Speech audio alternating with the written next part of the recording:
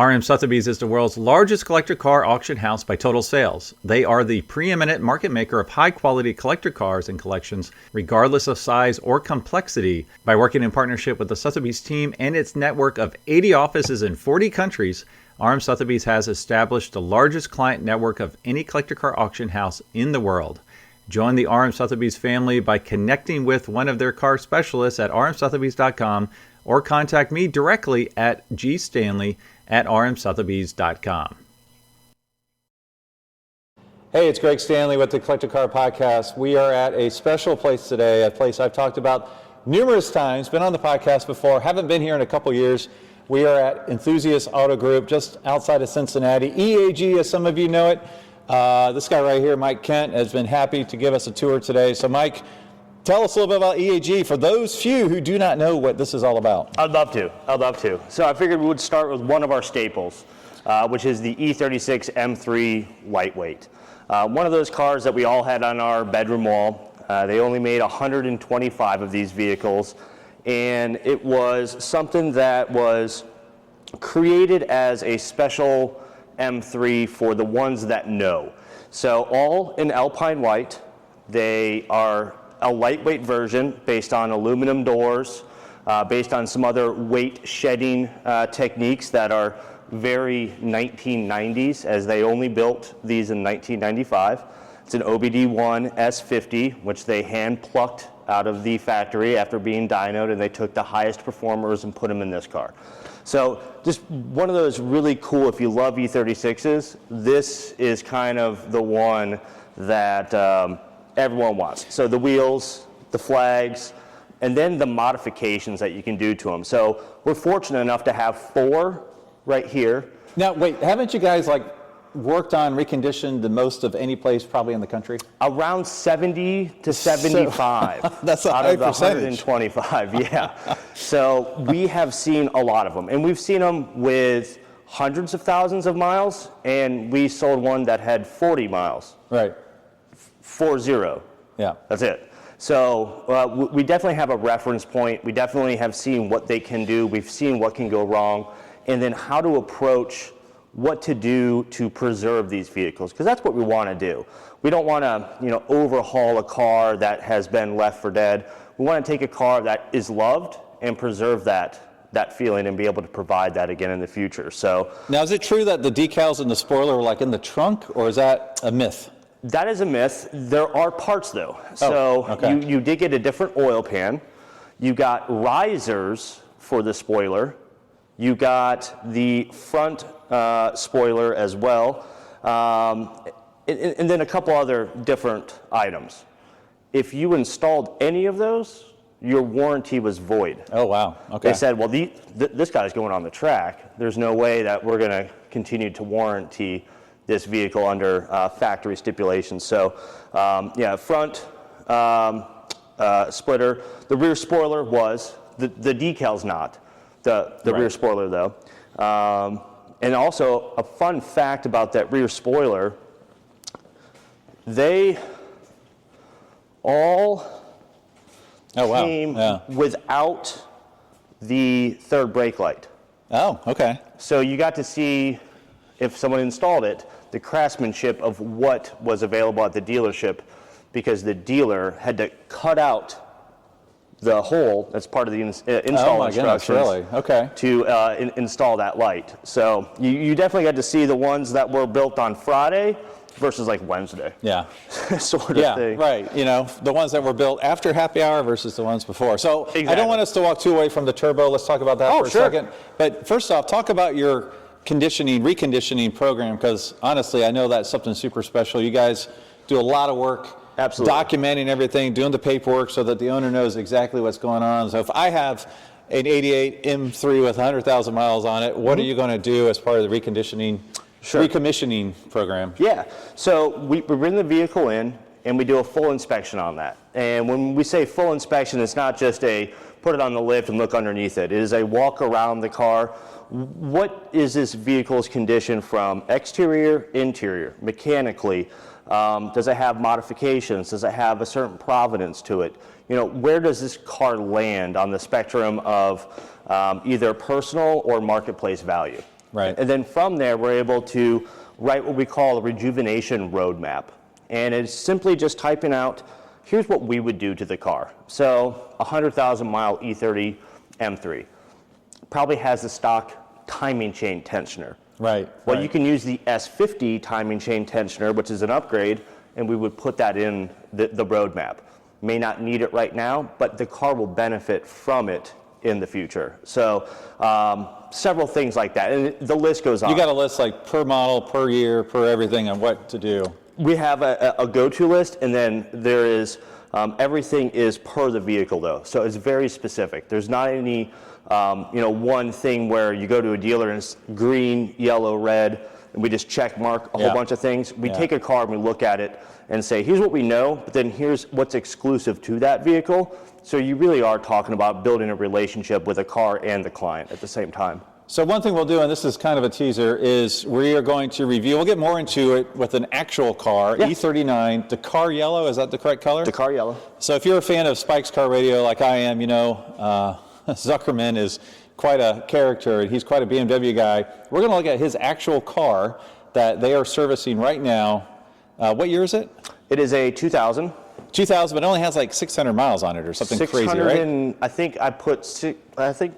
last time I looked at it, 642 miles. So we're going to take a look at that car here in a second at another location, so stay tuned because Paul gave us the okay, go check it out, and then we can talk a little bit more in depth, like what did you do to this car? Right. That's not been running probably for 20 years, Correct, yeah. So I just wanted to point out on this turbo, the great reverse decals. Yep.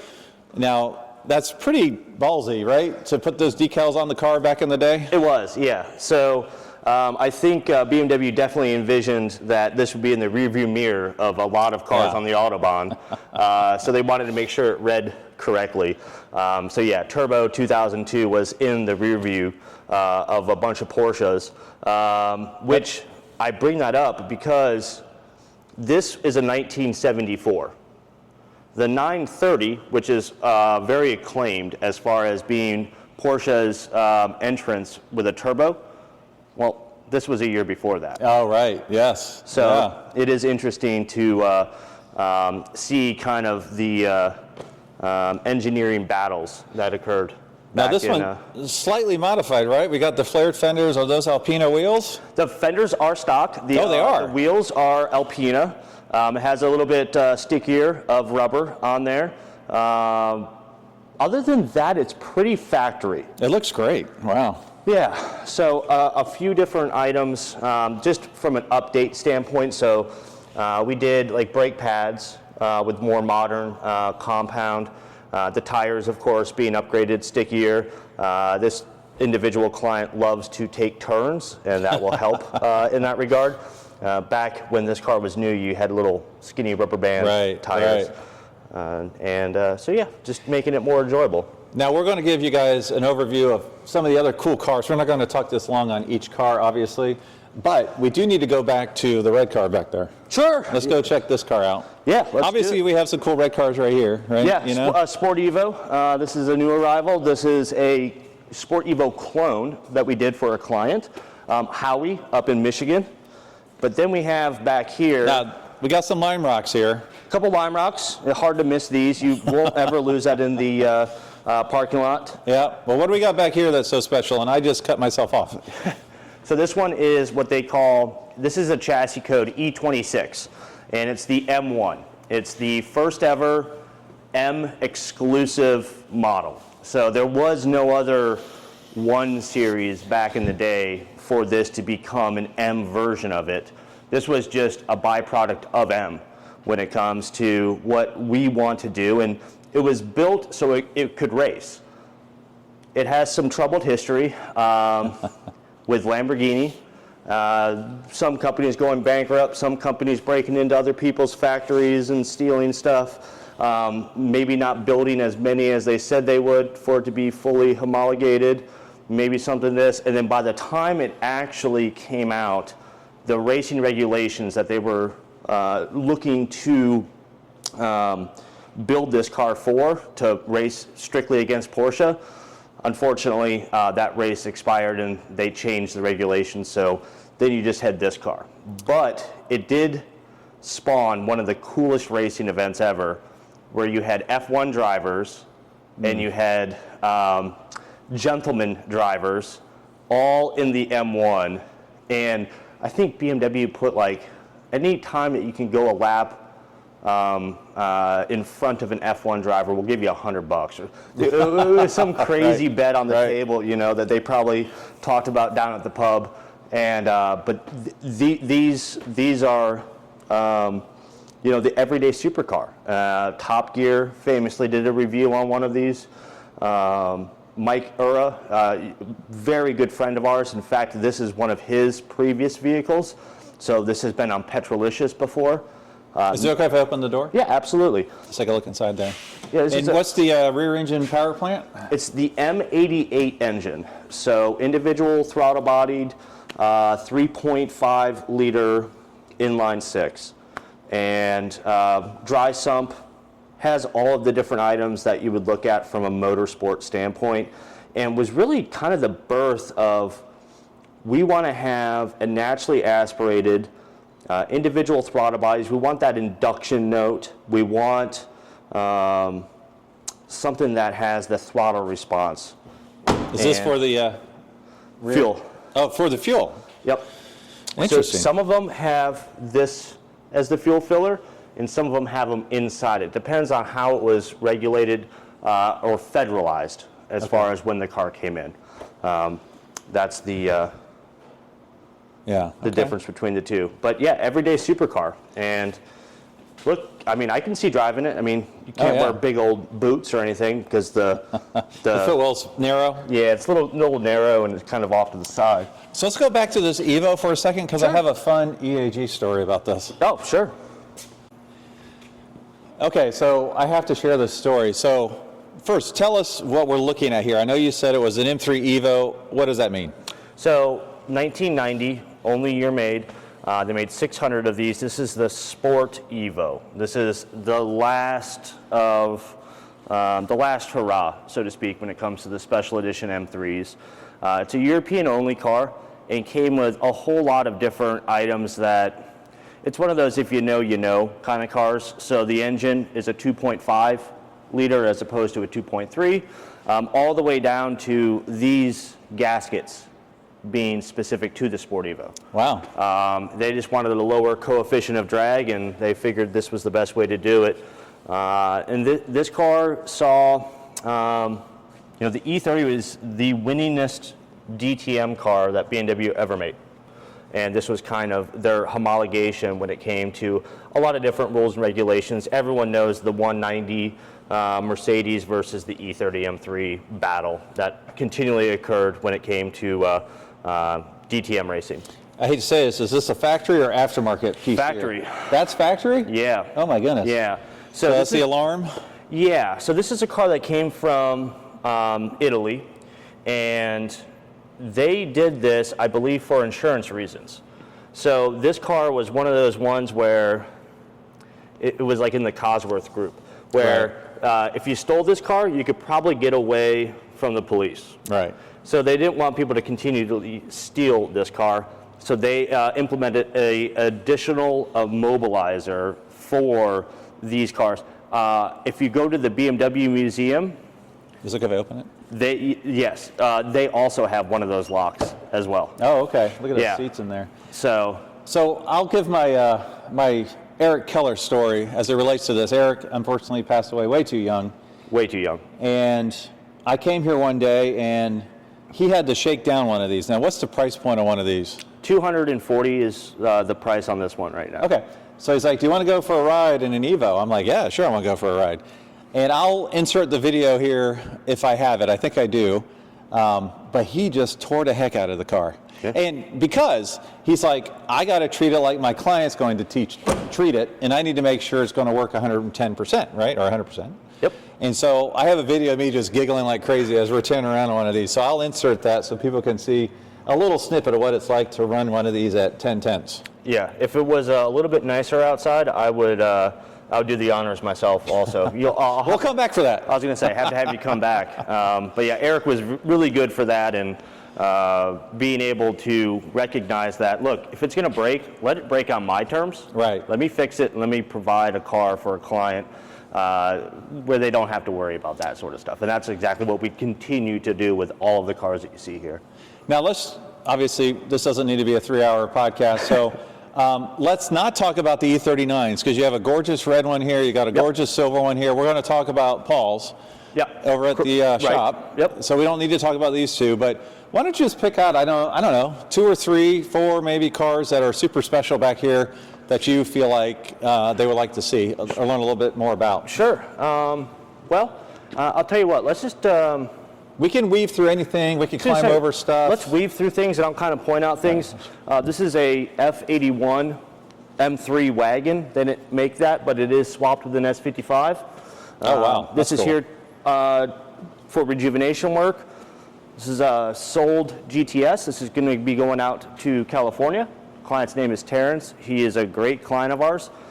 But here is a very special car. This is a E36 M3 GT. So British Racing green exterior. The interior is what they call Mexico green, which you don't really see on many other cars. And this has a lot of items that came from the lightweight, didn't come from the lightweight, uses items that the lightweight also shares.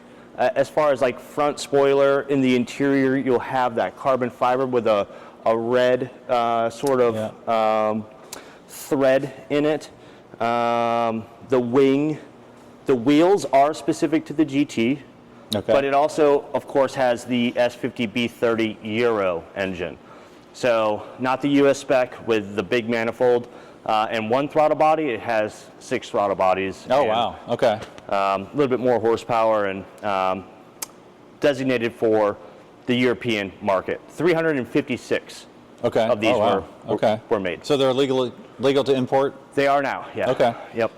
What about I see a nice little M5 up there. That's what, an 88? That's an 88. So all US spec E28 M5s, which are going to be the first M5 that people recognize. There was also an E12 out of South America where they had a M designation to it, but universally speaking, the US spec M5 started here, only made in 1988, only black, only tan interior. Those are not the factory wheels? Those are not. That is a project car for a client that has several other cars with us as well.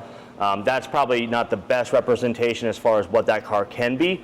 We have a 40,000 mile one, we have a 70,000 mile one, that has 190,000 miles on it. I rode in my first one a couple weeks ago, and the guy called it the Ferrari killer, and he showed me why. And this is on the wet streets outside of DC. I actually had the thought, this is how I'm going to die.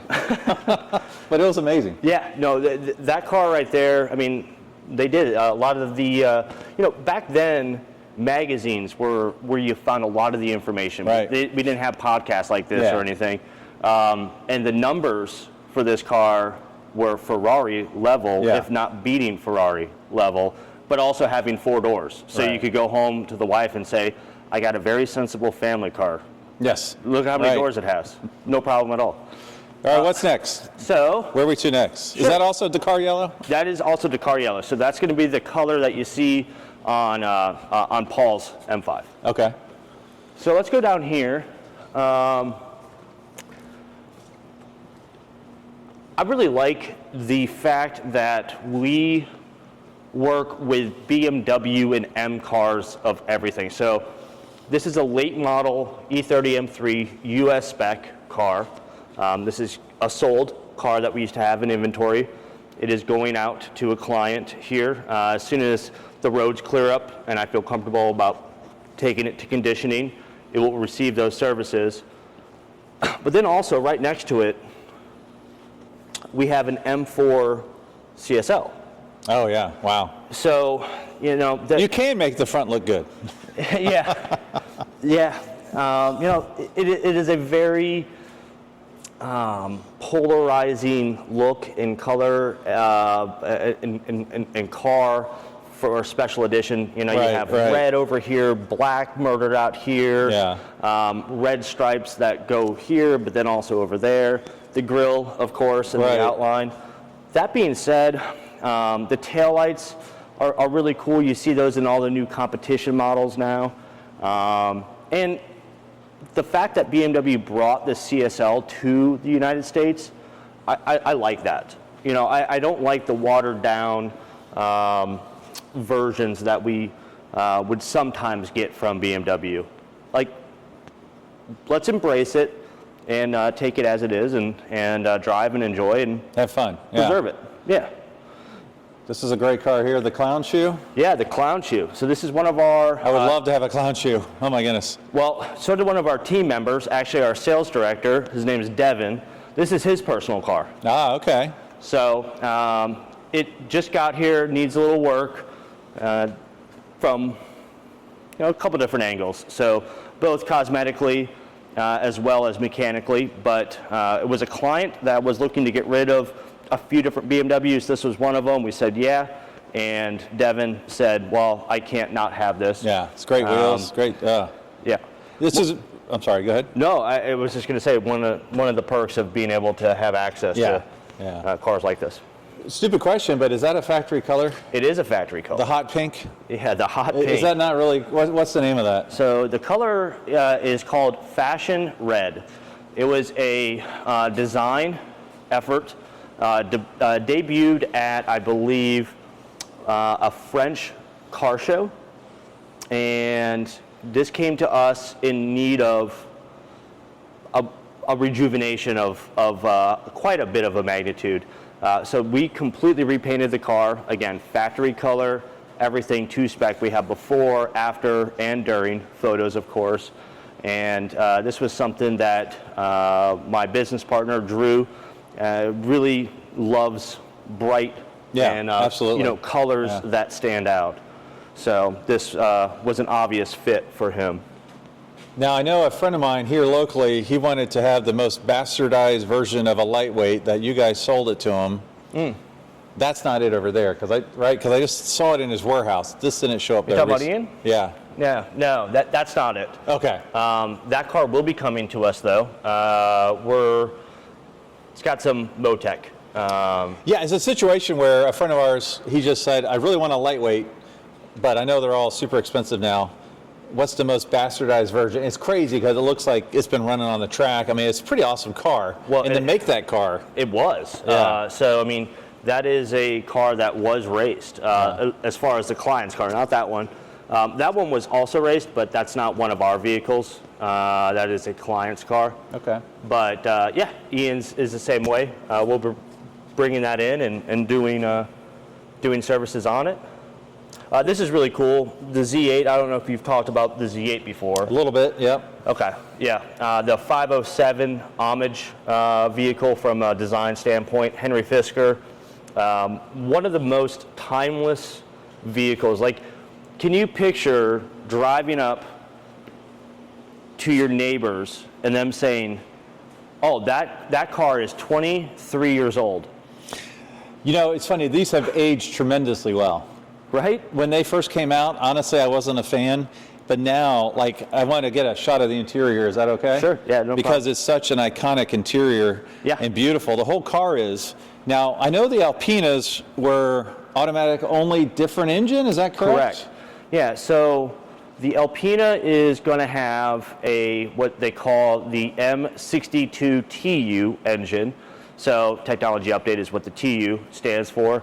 And that's the 4.4 liter V8 found in like the 540 or like the X5 of the era. Right. Where all of the Z8s from BMW have the S62. So that's going to be the approximately 5 liter V8 from the M5. All Z8s are manual transmission from BMW and automatic transmissions from Alpina. Top Gear, again, I'm using them as a reference, but I grew up watching them.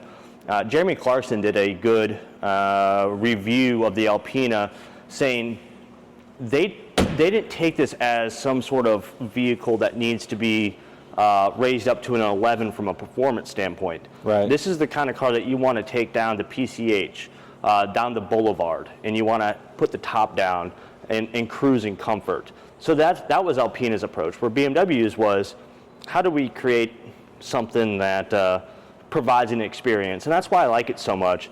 The Z8 is a vehicle where you know you're in a BMW when you get into it, whether that be how it feels or how it smells, but the sights are a little bit different. You know, you have a speedo and a tack off to the side. You have to twist a key and then push and hold a button, you know, back before pushing a button to start a car was really popular. It also has, again, an homage to the 507. I mean, this right here is so much. 100%. Yeah, the side gills right there.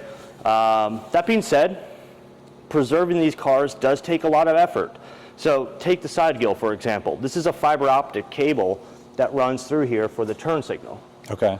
That is something that, I mean, I don't know many dealerships nowadays that have that. that are able to bring this in and say, oh, I know how to do that.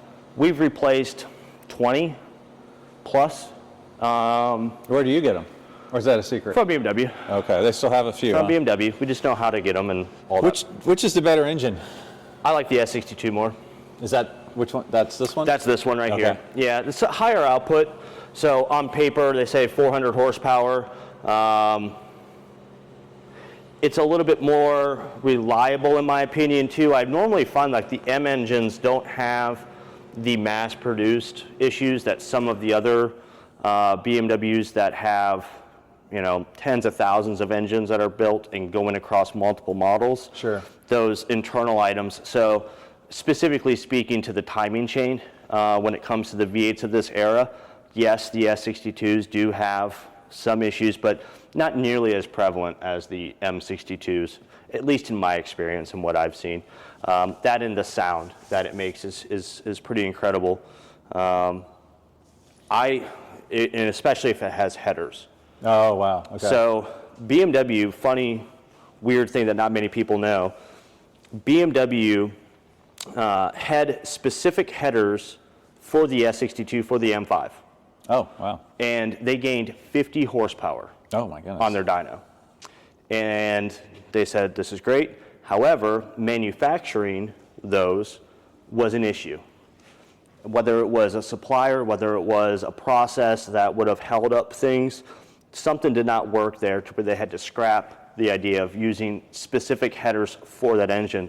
So they used the non-M headers from the V8s on the M engine. Okay. So immediately you could pick up around 50 horsepower Wow. just by putting. See, that's the stuff your local places are going to know, right? Right. That's why you go to EAG. Just do it right, guys. Yep. Tell me what I owe you and call it a day, right? I mean, so One and done. I thought we were going to head to the to Paul's car at this point. Sure. But I see this M6 back there. We should probably talk about the M6. Sure. We can, right? we can absolutely talk about Is there that. anything else you wanted to talk about before we move on? Well, I mean, I can, Oh, okay.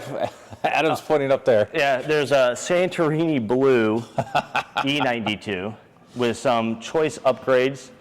This is one of our personal vehicles in the EAG collection. We like to have one of kind of each Right. because we love them, but then also it's one of those things where we practice what we preach. Right. Like we love the V8 M3, the last naturally aspirated,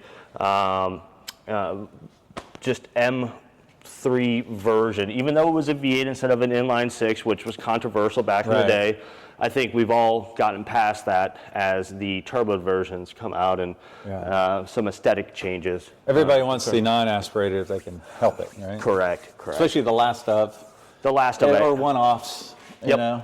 Yeah, this one right here, I mean, this color is incredibly rare. So, again, Is that after factory exhaust? Acropo, Okay. I don't want to even pretend like I know how to pronounce it. The Acra exhaust. Okay, yeah, it looks aftermarket, yeah. Yeah. All right. Yep. So this is a E24 M6 client's car. He's a local client. We're inspecting the car right now and discussing with him different options that we're able to offer him, whether that be servicing the car, keeping the car, or whether that be servicing the car and representing it for him to sell, or hey, should we put it up for auction and allow the community to participate in and the chance to own something like this. What's the mileage on this? This one has, I believe, around 80 or so thousand. So well, 50? Okay. Used and enjoyed appropriately. Yeah, I mean, not too many miles for the year or the age, but definitely enough to where it's been around the block a few times and identified and making sure that there's nothing looming underneath. Every time I want to cut off, I realize we got an M5 wagon up there. Yeah. Adam's pointing to something else in the back here. Okay, well, let's two more cars maybe? It is difficult to leave here. So this is an E34 M5 Touring.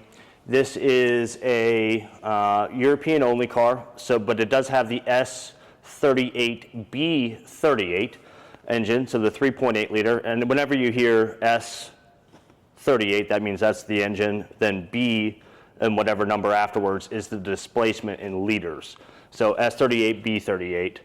It's the big inline six. It is a kind of an in-between year range car. Yeah. We fully rejuvenated the vehicle, rebuilt the motor. Munich Legends also owned this, serviced it for pretty significantly back in early 2000s. And yeah, we have it here. It's been on display at the vintage event for several years in a row. The client brings it here, and we make sure that he continues to be able to enjoy it. The only other than stock upgrade would be the muffler back there. Otherwise, it has the motorsport door handles, the red seat belts, things that were a factory thing but didn't come per this VIN. He wanted everything. So if you're a fan of under chassis shots, I think Adam just got a bunch of them, so thank you, Adam. Yeah. All right, now what's the last one here? We got to call it. We got to get to Paul's car. What's the last one here we got in the corner? So a good place to stop, E90 M3 CRT. Oh. So this is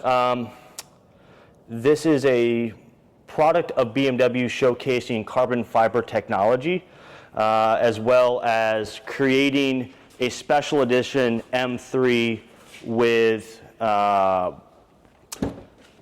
the GTS sort of mentality towards it. So it does have the 4.4 liter S65, so the higher displacement, more torque, a little bit more horsepower as well. The interior, of course, is different. Very different. The rear seats are fun to look at too, because those are also buckets.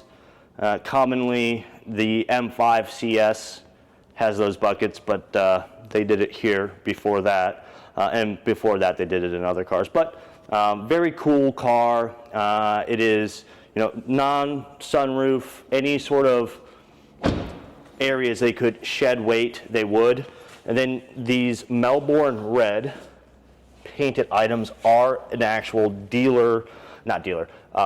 factory upgrade. So everything you see here, this is as the CRT was delivered, if you were to buy it new. I could get this number wrong.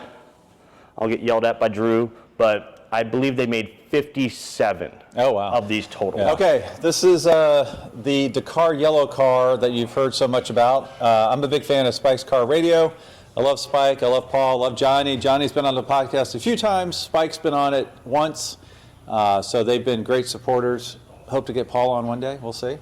But yeah, this is Paul's car. He's mentioned it many times on the podcast. Tell us a little bit about this car, and mostly all right, you got it, it has 600 miles on it. What does it take to get it to where you can run and drive it hard every day? Sure. So excellent point. Talking to Paul, he wants to drive this vehicle.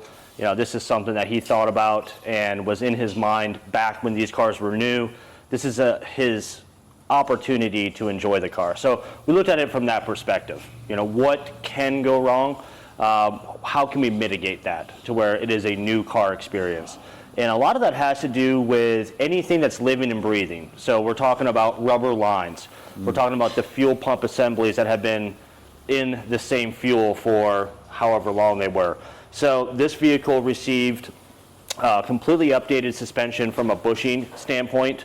The dampeners are actually fine, but things like rear control arms, the boots will tear and then grease will seep out. Well, when grease seeps out of something, moisture can get in there, and then all of a sudden they rust, and then all of a sudden you get slop back there, and then you get a clunk, and then, you know, it cascades downwards. This vehicle does not have that issue anymore. So the toe links, the rear control arms, the subframe bushings, even the, well, you see that has a upgraded exhaust I was now. wondering about that. Yeah, definitely upgraded exhaust. So tell me, usually the three parts of a car that are the first to go would be the tires, the battery, and the exhaust. Sure. So is this exhaust salvageable and it's on a shelf somewhere? Yes. Or, oh, good. That's the answer I wanted. So every single item that we took off this vehicle has been retained. So if Paul wants a big tote full of all of the original parts to remain with the vehicle as far as a provenance standpoint, we're able to do that. Paul and I have worked together before on many other M5s. You may have seen him, his Alpine White with Magnus Walker.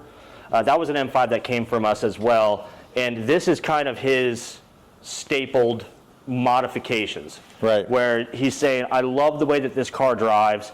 I don't want to change the way it drives. I just want to enhance certain aspects of it. You know, let's make it a little bit more visceral with the exhaust. Let's put a front strut brace. Let's do a rear sway bar. Things like that, that just are behind the scenes. It doesn't overpower anything. It just enhances inherently what the car does really well already from the factory, but just does it a little bit better. So as you can see, new Michelin tires, of course. The original tires were not going to pass anyone's standards. All the way to valve cover gaskets, crankcase vent hoses, pretty much anything you could think of in the engine bay that would have been heat cycled, you know, because the car has 600 miles, but was it started and got to operating temperature in someone's garage and then they just turned it off? You know, because that's a heat cycle underneath that component's belt. Right. It doesn't necessarily mean that, you know, you have to drive it a bunch for components to wear out. These are the best looking wheels in the world. This is my favorite BMW of all time. Do you mind popping the hood so we can take a look at it? Not a problem at all. We can do that. And we'll get a shot of the interior here because it looks literally brand new. I mean, you know, the markings in the carpet. I mean, everything looks absolutely brand new on this thing. Here, I can hold it. How does the exhaust note sound compared to the factory? I would say call it 35%, a little bit more aggressive. Okay. And that's under load. Right. So cold start, idle, things like that. Not anything really too egregious, but under load it just has that, you know, on ramp. You're feeling a little bit more. So intake. I think real quick. I think Adam's in love with the interior here.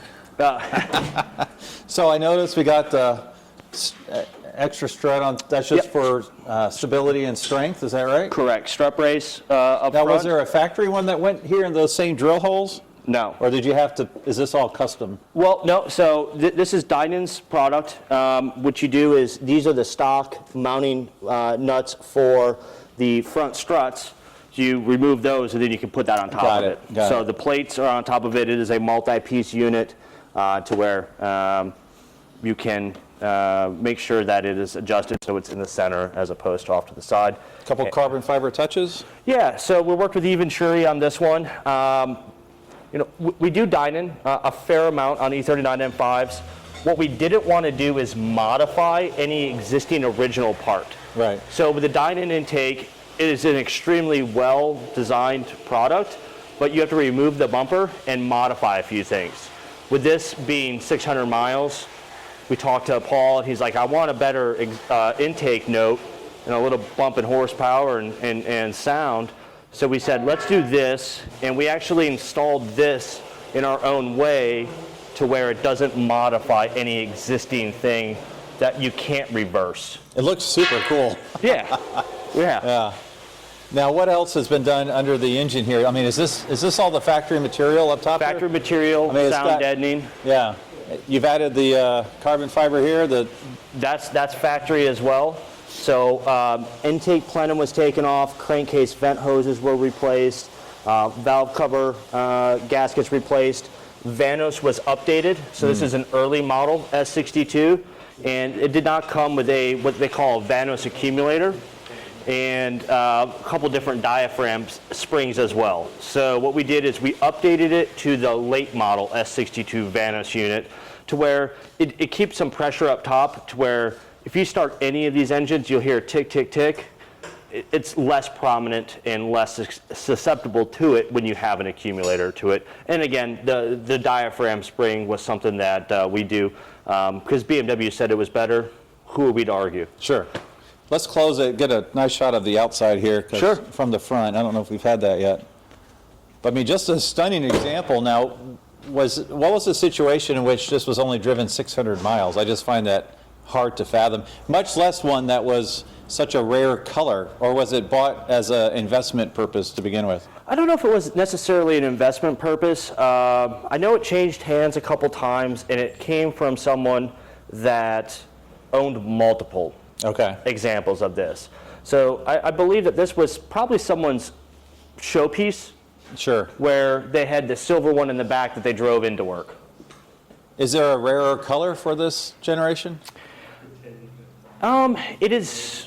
This is pretty rare. Okay. I would have to look at the. I think there's probably some rarer ones out there like velvet blue or some of the one-off individual colors. Right. But this was a factory production color. I believe that they made somewhere in the neighborhood of 18 of them total. Okay. Yep. Something along those lines. Awesome. Hey, Mike, I really appreciate your time today. Thanks so much for the tour. Absolutely, anytime. We need to do it again. Yeah. Hey. But we need to drive next time. We'll wait till the weather's nicer, Yeah, and then we can actually get behind the wheel of some of these. All right. Thanks for joining us on the Collector Car Podcast.